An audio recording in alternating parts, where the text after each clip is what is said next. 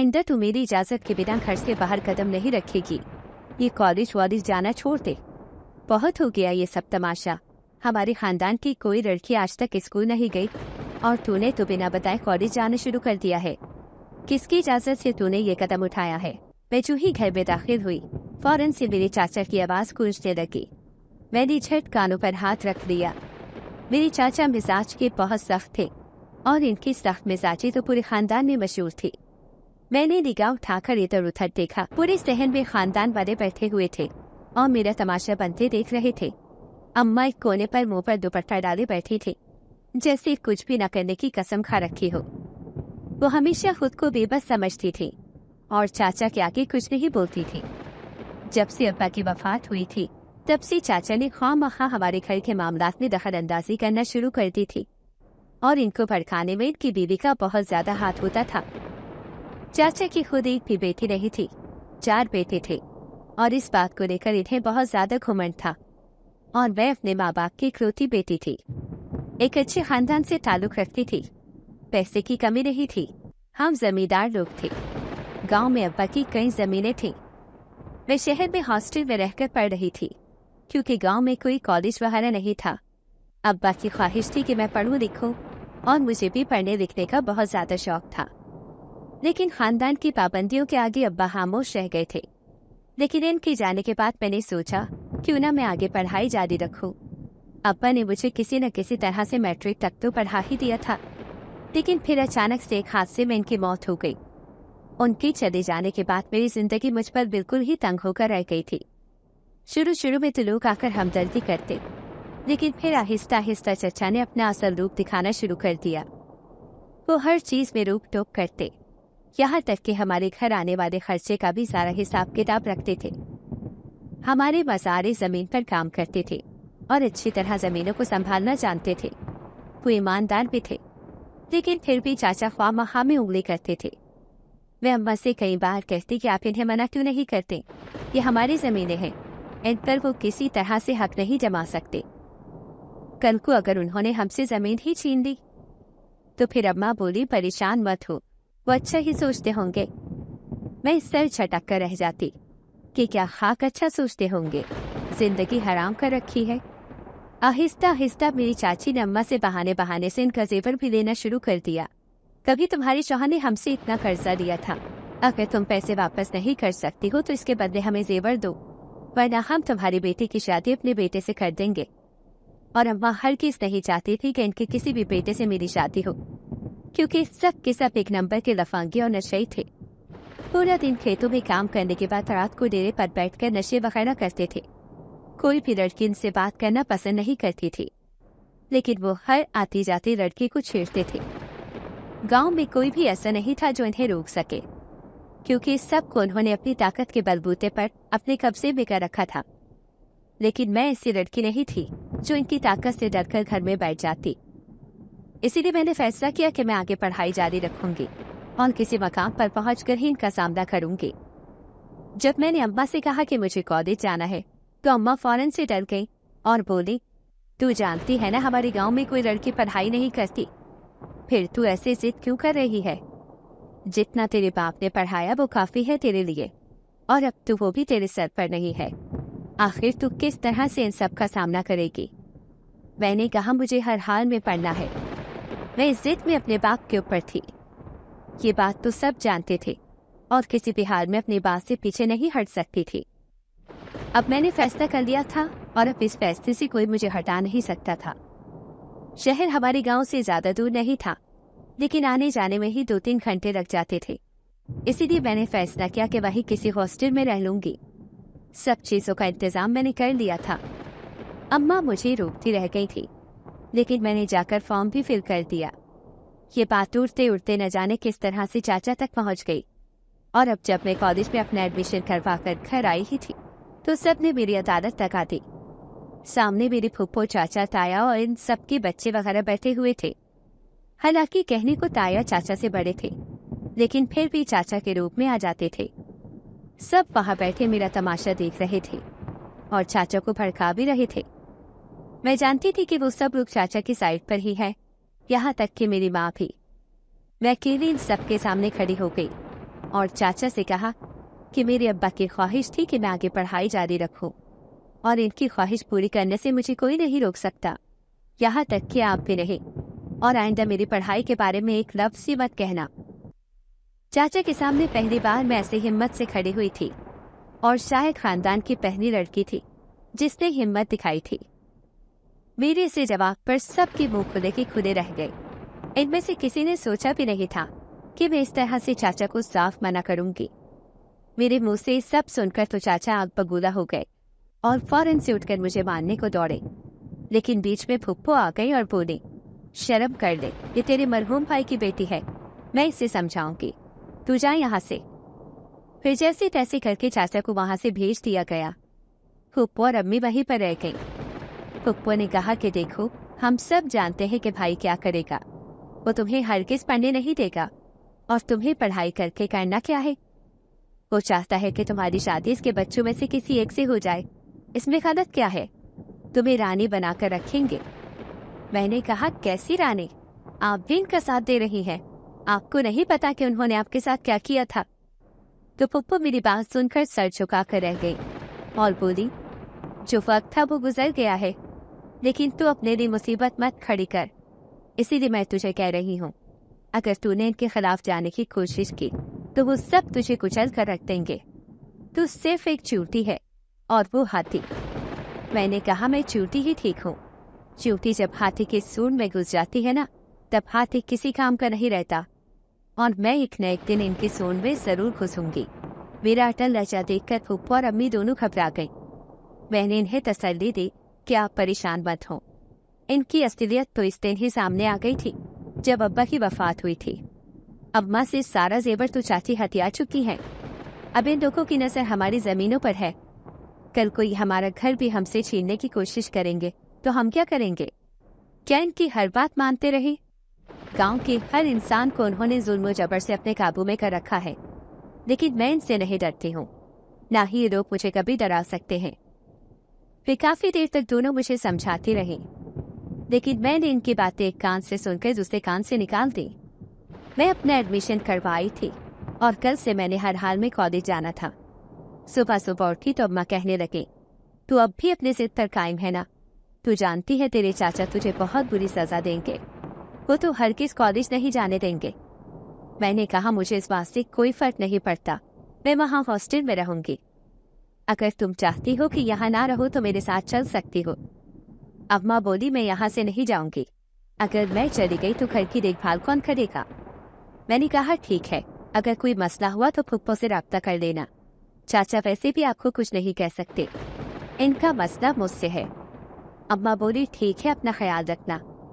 थोड़ी देर बाद मैं तैयार हो गई और अपना सामान जो मैंने रात को ही पैक करके रख दिया था और बस के अड्डे की तरफ चल पड़ी। रास्ते में मुझे चाचा का छोटा बेटा मिला, हमेशा की तरह आवारागर्दी ही कर रहा था। मुझे देखकर भागते हुए आया और बोला, क्या हुआ, अब तक तुम्हारी अकड़ खत्म नहीं हुई? अब्बा ने मना किया था ना, फिर भी तुम शहर जा रही हो। पीछे तुम्हारी माँ का ख्याल कौन रखेगा? अब हम हर वक्त तो इनके साथ नहीं रह सकते ना। मैंने कहा, तुम मेरी माँ की फिक्र मत करो, वो अपना ख्याल रख सकती हैं, और मेरे रास्ते से हट जाओ। जो करना चाहते हो तुम लोग कर दो, लेकिन मैं तुम लोगों की बात हरगिज़ नहीं मानूंगी। इतना कहकर मैं बस अड्डे पर चली आई, टिकट लिया और बस में बैठ गई। कुछ देर बाद बस शहर के रास्ते की तरफ चल पड़ी। सारा रास्ता मैं सोचों में गुम रही और आने वाले हालात का तजिया करती रही। आज हॉस्टल में मेरा पहला दिन था। काफ़ी साफ सुथरा और अच्छा हॉस्टल था। यहाँ पर मेरी रूममेट्स भी काफ़ी अच्छी थी। मेरी इनसे जल्द ही दोस्ती हो गई। वो दूर दराज शहरों से आई थी और अच्छे मिजाज की थी। मैंने अपना सामान वगैरह सेट किया और कॉलेज के लिए किताबें लेने निकल पड़ी। अभी मैं निकलने ही वाली थी कि मेरी रूममेट फारिया ने मुझसे कहा कि तुम मार्केट चल रही हो, मैं भी साथ में चलती हूँ, मुझे भी कुछ चीज़ें लेनी है। मैंने कहा, ठीक है, आ जाओ। मैं इसे साथ लिए बाहर आ गई। वार्डन को हमने बताया कि हम मार्केट जा रहे हैं। उसने हिदायत की कि शाम से पहले पहले वापस आ जाना, क्योंकि शाम के बाद हॉस्टल से बाहर निकलना मना था। हमने मेन रोड से रिक्शा पकड़ा और इससे कहा कि किताबों वाली मार्केट ले जाए। यहाँ पर किताबों की एक बहुत बड़ी मार्केट थी और किताबें पढ़ना तो मुझे हमेशा से पसंद था, इसीलिए मैंने कोर्स की किताबों के साथ साथ 1-2 नॉवेल्स भी दे दिए ताकि फारिग वक्त में इन्हें पढ़ सकूं।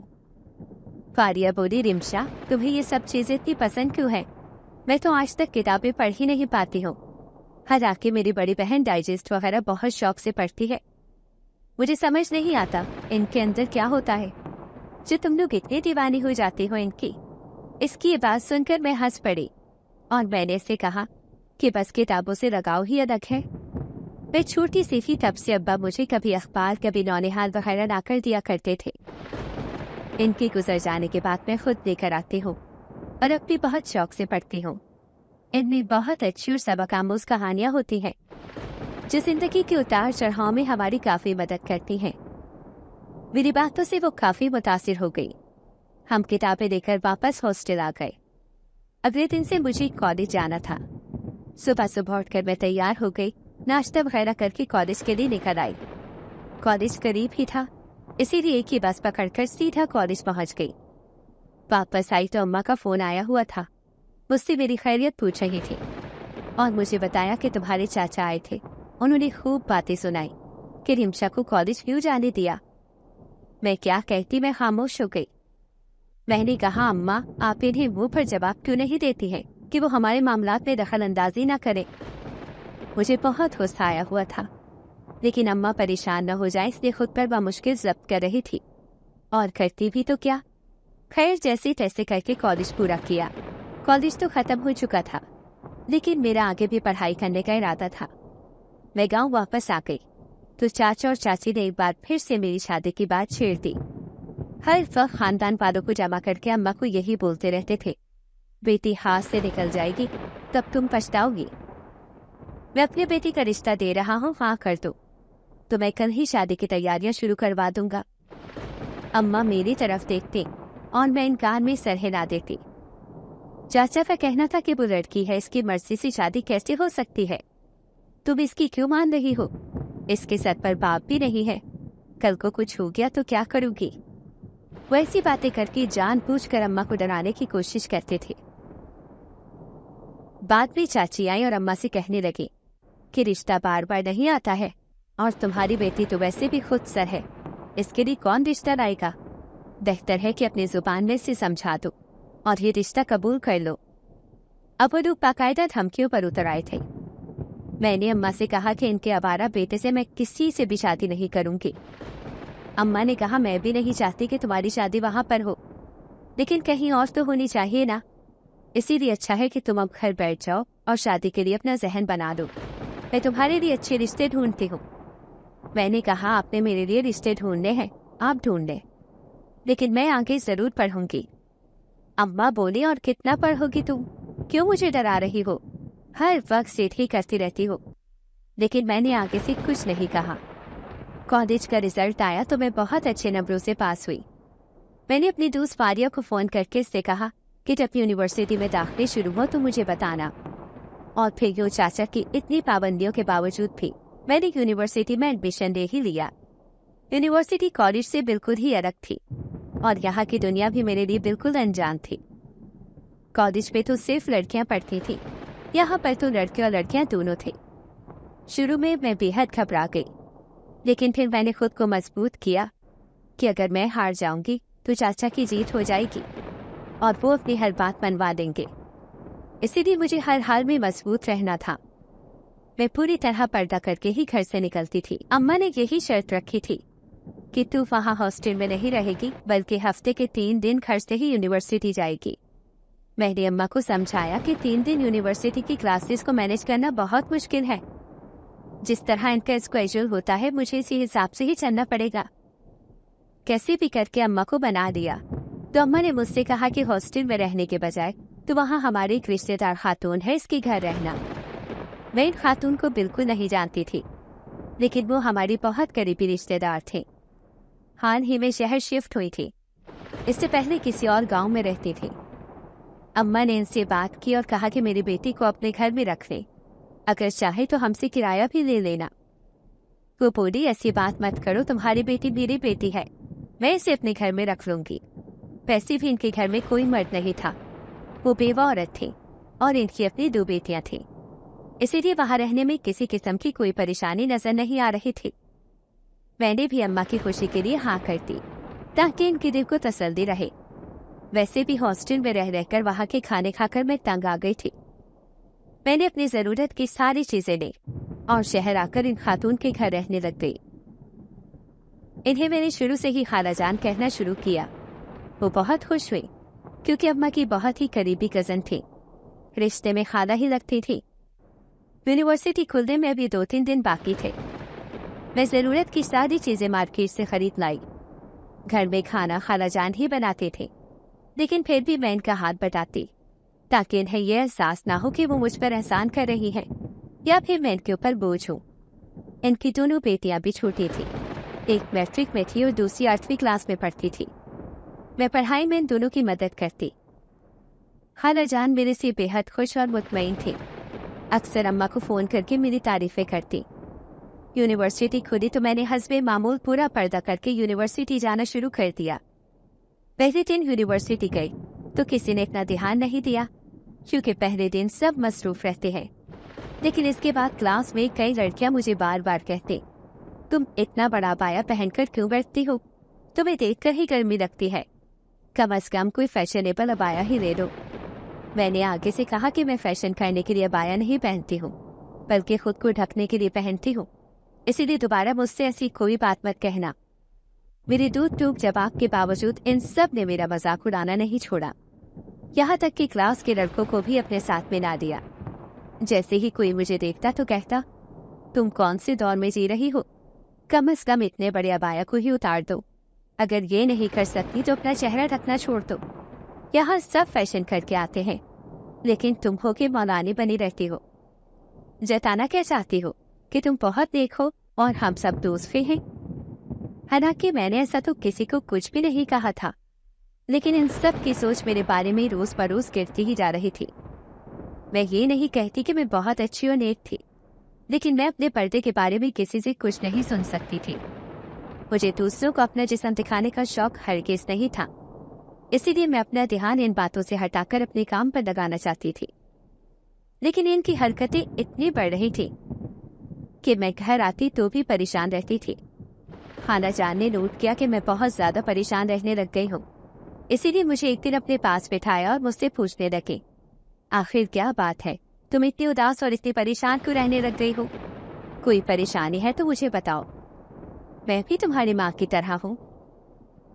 मैंने इन्हें कहा कि मैं आपको बता तो दूं, लेकिन आप अम्मी को कुछ नहीं बताना। वो बोली ठीक है। मैंने इन्हें सारी बात बता दी। मेरी बात सुनकर उन्होंने एक गहरी सांस दी और कहने लगे, देखो बेटा, इंसान जब भी कुछ अलग करने का सोचता है तो इसे ये सब चीजें तो सहनी पड़ती है। इसकी राह में कांटे जरूर आते हैं।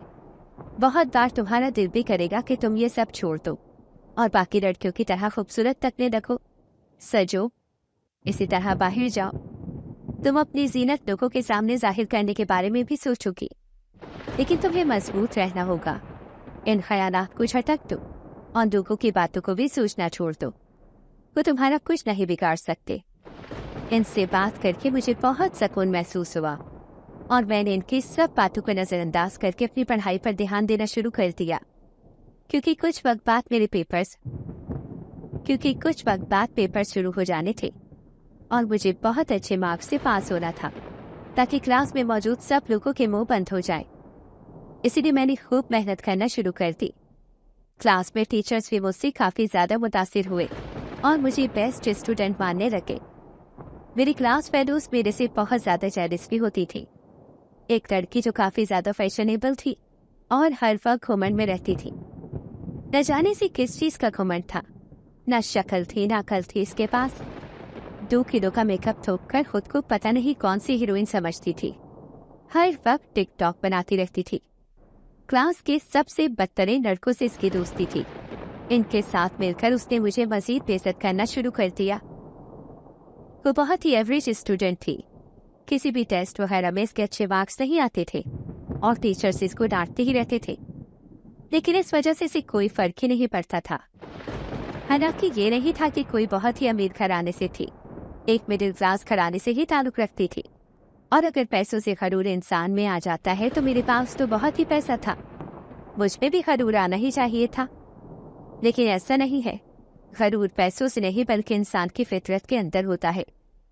न जाने कितनी मुश्किल से इसके घर वाले फीस वगैरह भरते होंगे और वो यहाँ पर सिर्फ टिकटॉक बनाकर पैसे उड़ाने में मसरूफ रहती थी। टीचर ने कई बार इसे वार्निंग भी दी थी कि टाइम पर क्लास अटेंड किया करे, लेकिन वो पूरा दिन कैंटीन में बैठी रहती और जब मैं खाने पीने के लिए कुछ लेने अपने दोस्तों के साथ कैंटीन की तरफ जाती तो मुझे देखकर वो सब जोर जोर से हंसते और मेरा मजाक उड़ाते। इन सब को लगता था कि मैं एक बहुत ही गरीब घराने से हूँ, इसीलिए अबाया पहनकर घूमती हूँ और मेरे पास ज्यादा पैसे भी नहीं है कि मैं फैशन वाली चीजें ले सकूं। मैंने भी इन्हीं गलतफहमी में ही रहने दिया। पैसों का रूप जमाने का मेरा कोई इरादा नहीं था, इसीलिए खामोश रही, क्योंकि मेरे नजदीक सब कुछ पैसा नहीं था। हालांकि गांव में सारी जमीनें जो कि मेरे बाप की थी वो सब मेरे नाम हो गई थी। अब्बा ने मरने से पहले ही वो तमाम जमीनें और जायदाद मेरे नाम करती थी और इसी बात को लेकर तो मेरे चाचा और चाची को सख्त दाग लगी हुई थी और यही वजह थी कि वो लोग मेरी शादी अपने बेटे से करना चाहते थे ताकि इससे शादी करवा के मेरी जायदाद हथिया लें। अम्मा के हिस्से की जायदाद पर तो हाथ नहीं मार सकते थे, इसीलिए मेरे हिस्से की जायदाद पर इनकी नजर थी। अपनों के रवैये भी कभी कभी इंसान को बहुत बुरी तरह से तोड़ कर रख देते हैं। लोग कहते हैं कि अपना मारता भी है तो छांव में मारता है। मुझे ये कहावत बहुत ही अजीब लगती थी। अगर वो इतना ही अपना है तो मारता ही क्यों है? कितनी अजीब सी बात है ना। इंसान बस कहावत बना देता है और फिर हर जुल्म को इस कहावत से जोड़ देता है। अगर कोई खानदान वाला अपने ही रिश्तेदार पर जुल्म करे तो यही कहा जाता है कि अपना मारता भी है तो छांव में मारता है। यही बातें कहकर अपने बच्चों की शादियां खानदानों में जबरदस्ती करवा दी जाती हैं। मैं ये नहीं कहती कि खानदान में शादी करना अच्छी बात नहीं है, लेकिन जो लोग ये कहते हैं कि खानदान में शादी करके बहुत सुखी रहोगे, ऐसी गारंटी वो किस बुनियाद पर दे रहे होते हैं, मुझे ये समझ नहीं आती।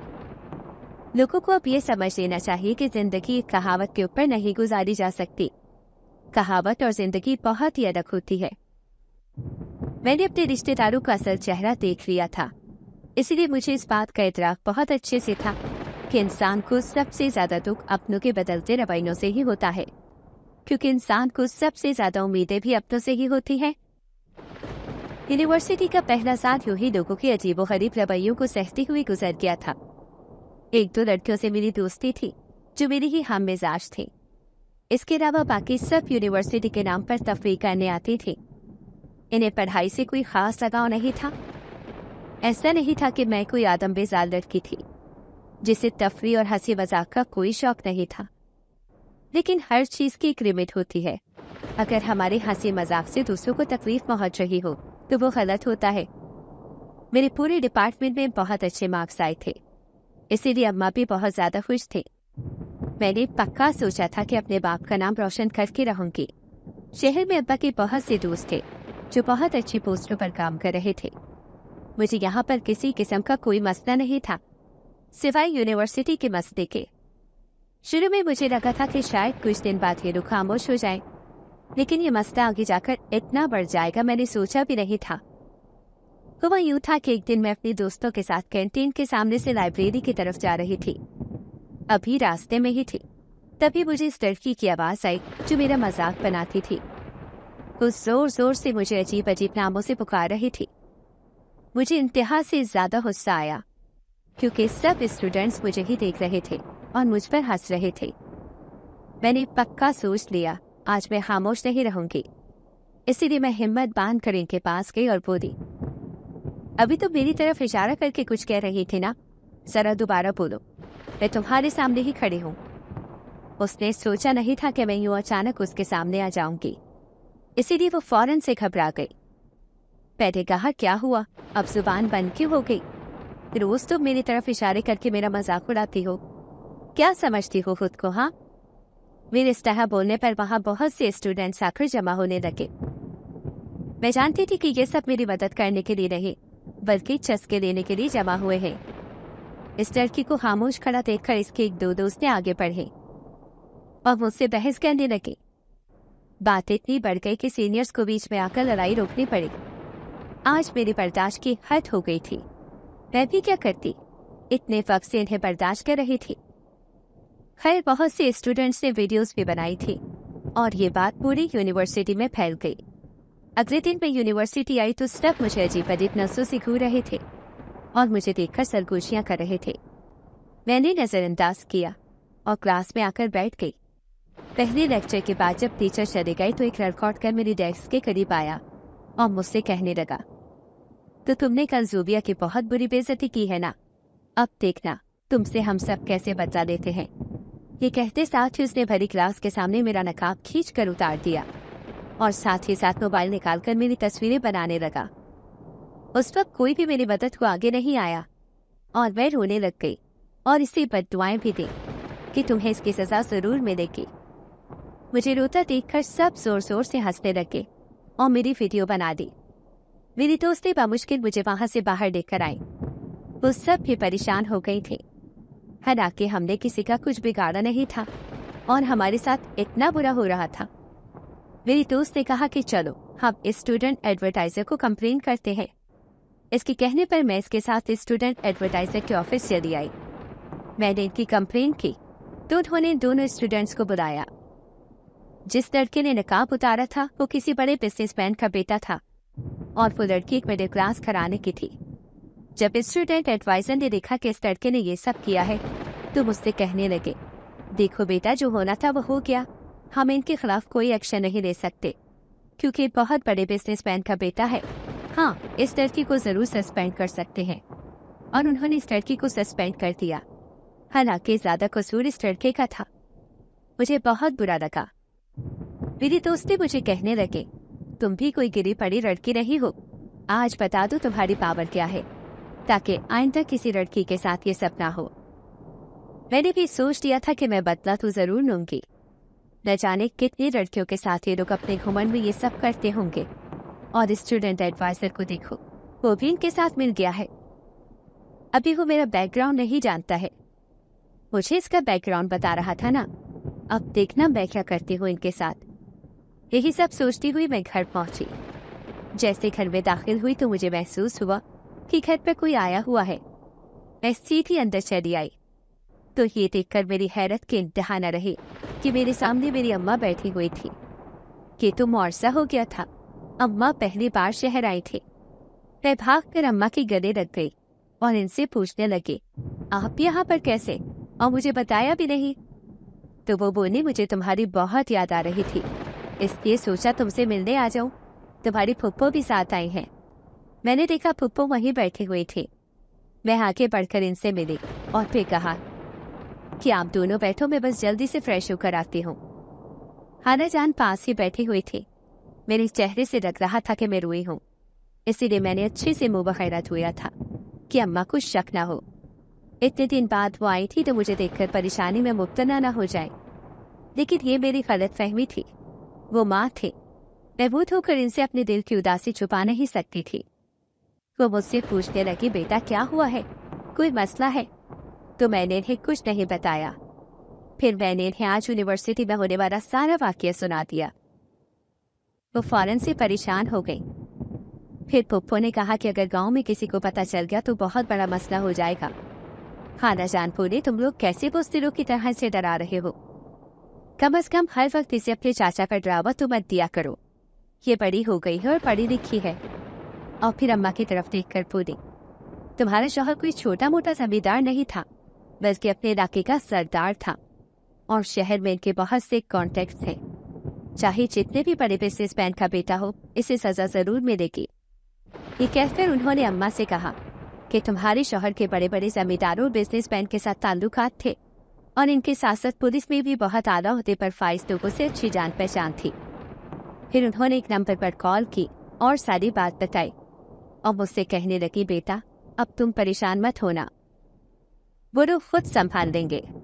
तुम्हारी इज्जत पर हल्का सा भी दाग नहीं आएगा। मेरी बात पर यकीन रखो और तुम्हारे चाचा वगैरह को भी इस बारे में कुछ भी पता नहीं चलेगा। वो सब लोग तुम्हारे बाप के वफादार हैं और दिल से इनकी इज्जत करते हैं। तुम्हारे बाप ने इनकी बहुत मदद की है, इसीलिए वो तुम्हारी मदद जरूर करेंगे। मैं भी सब भूल भाल कर अम्मा और पुप्पो से बातचीत करने लग गई। अगले दिन जब मैं यूनिवर्सिटी गई तो सब मुझे अजीब अजीब नजरों से देख रहे थे। थोड़ी देर बाद स्टूडेंट एडवाइजर ने मुझे बुलाया। मैं के रूम में गई तो देखा वो लड़का अपने बाप के साथ बैठा हुआ था और सामने ही कमिश्नर बैठे हुए थे। मैं हैरान रह गई। फिर मुझे समझ आया कि खालाजान ने इन्हें कॉल की होगी। मुझे अंदर आता देखकर वो उठ गए और मुझसे पूछने लगे, बेटी तुम्हारे बाप ने मेरे साथ बहुत एहसान किए थे और अब वक्त आ गया है कि मैं इनके एहसान का बदला चुका सकूं। ये बिजनेसमैन है, आरिफ नाम है इनका। तुम्हारे बाप और इनकी अच्छी जान पहचान थी। मैंने देखा वो इस लड़की के बाप की तरफ इशारा करके कह रहे थे। इस लड़की का बाप उठा, मुझसे कहने लगा, मैं नहीं जानता था कि तुम इतने बड़े जमींदार की बेटी हो। तुम्हारे बाप से हमारे बहुत अच्छे ताल्लुकात थे। हमने एक लंबा अरसा एक साथ काम किया है। मेरे बेटे ने बहुत बड़ी गलती की है और इसकी सजा से जरूर मिलेगी, इसलिए मैं यहाँ पर आया हूँ। मैंने कहा, पावर की बात नहीं है। मैंने आज तक अपनी दौलत के बारे में किसी को कुछ नहीं कहा और न ही अपने बाप का नाम कहीं भी इस्तेमाल किया है। कल मैं स्टूडेंट एडवाइजर के पास आई थी, तब उन्होंने मेरी कोई मदद नहीं की और मुझसे कहा कि ये बहुत बड़े बिजनेसमैन का बेटा है।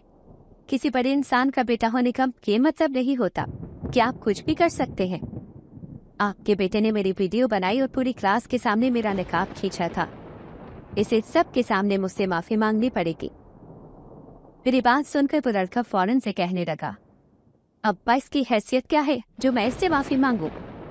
तो इसके बाप ने फौरन इसे चुप करवा दिया और कहा, ये जरूर माफी मांगेगा। फिर उसने पूरी क्लास के सामने मुझसे माफी मांगी। सब हैरान हो गए थे कि मैं इतने बड़े जमींदार की बेटी हूँ और इतने पावरफुल भी। शायद हम इंसानों में इंसानियत वाकई में मर चुकी है। हम किसी की इज्जत सिर्फ तब करते हैं जब हमें पता चलता है कि उसके पास पैसा है या पावर है। इसके अलावा इज्जत करने के लिए हमारे पास और कोई पैमाना नहीं है। फिर आगे यूनिवर्सिटी में मुझे कभी किसी ने परेशान नहीं किया और ना ही मेरे होते हुए किसी और लड़की को परेशान करते थे। अच्छा सबक मिला था इन सबको। यूनिवर्सिटी खत्म होने के बाद मैं गांव वापस आ गई।